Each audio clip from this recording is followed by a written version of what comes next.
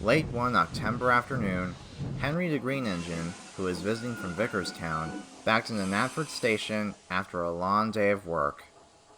Ah, Henry! Good to see you again. How are you? Oh, doing good, James. Just got done hauling a goods train to Timoth Harbor.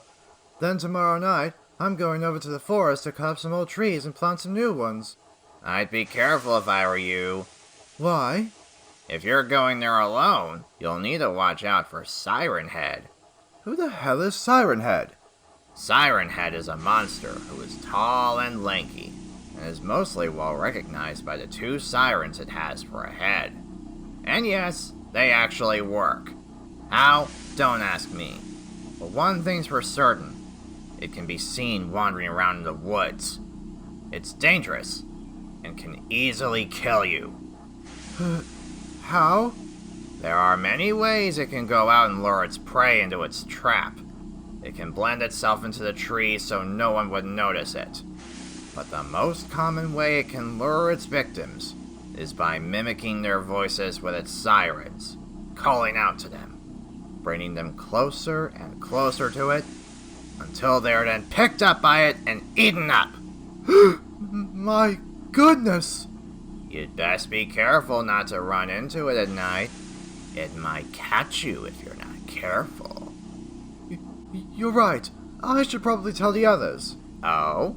What will you tell them exactly? I will tell them... What an unbelievably stupid attempt at scaring me that is. Yeah, that's a good... Wait, what? Seriously, James, do you honestly expect me to believe this bullshit? I've been going to the forest for 70 years, and I've never seen any monster with sirens for a head anywhere in these woods. If you're trying to scare me, at least make your story somewhat believable. Why'd you even hear about this thing anyway? Hey, my driver's nephew told me about it. It was something on the internet. Don't blame me. Well, even so, I find your story to be highly unlikely. This creature is not real, and there's no way I'm getting lost in the woods by anything like it.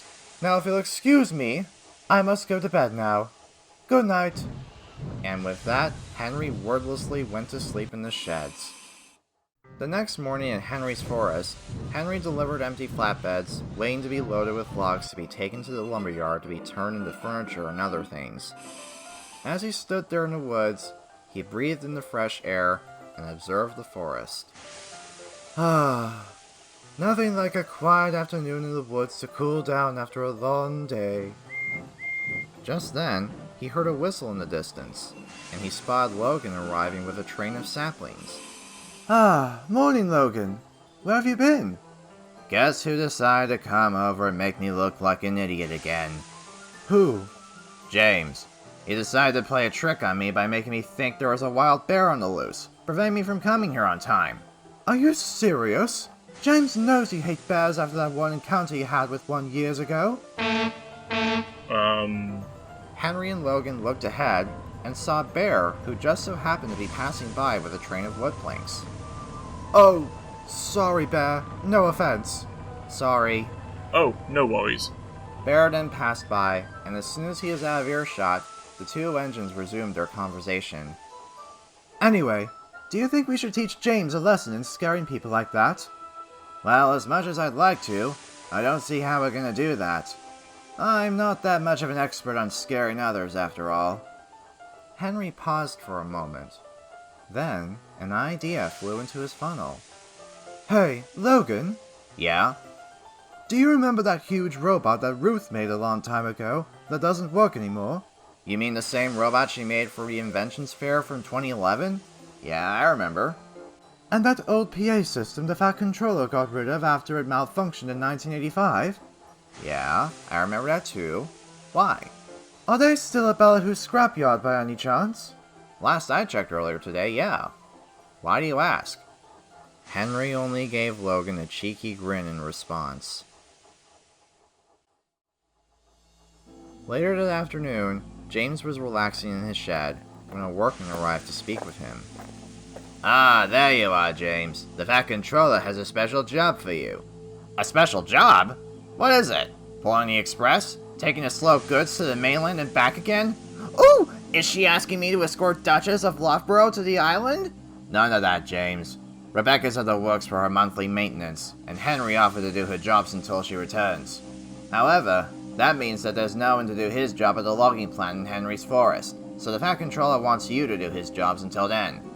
James was most indignant. What? Why me of all engines? Why not have Bash Dash or Ferdinand do that instead? They like working with trees more than anyone else. Need I remind you, James, that the logging locos are on a private railway south of the island, whose only purpose is to loan the wood provided to us, and they can't always be there to help out. With all the safety issues their island's had, I suppose it's not a surprise. Oh, for the love of how many times do we have to tell you? All those safety precautions have been fixed decades ago. You were even there to witness the changes too. Well, even so, just get your fat ass over to the woods, okay? Really useful engines do as they're told. Alright, I'm going. Sheesh. No need to get your panties in a twist. And with that, James puffed away in a huff. It was late at night when James arrived at the yards. Logan had already gone home to his shed, and he'd pick up James's flatbeds in the morning, once they were filled up with logs. While he was waiting, James then decided to stay in the empty shed for the night. Finally, I can sleep. I've had enough of hauling big-ass flatbeds. James was about to go to sleep, when...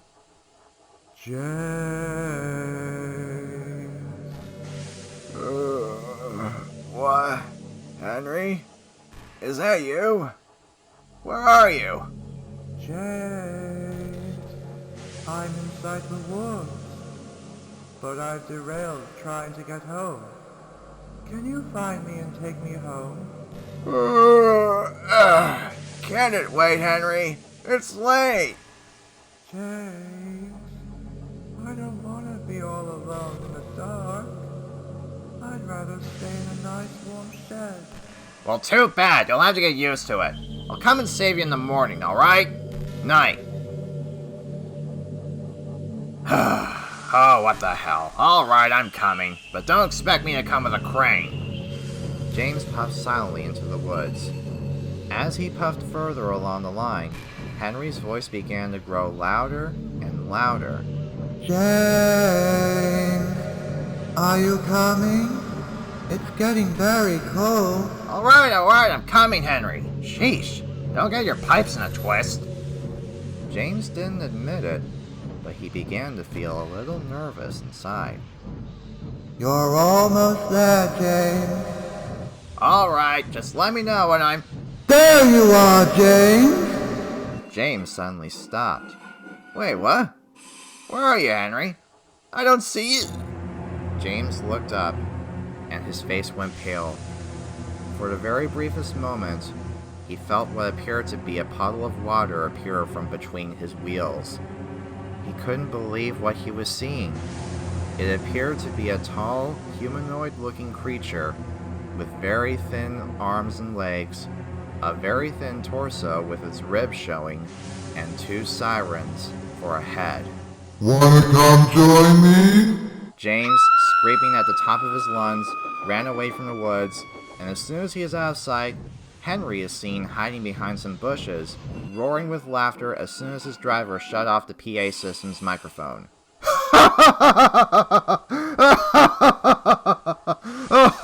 Oh my! Oh, that was very good. That look on James's face was priceless. That'll teach him not to be so mean-spirited towards my friends. Alright, you. Let's get you back to the shed. We'll also have to dismantle the robot and take it back to the scrapyard. And once that was all said and done, a smiling Henry puffed proudly away, knowing that James will never be the same again.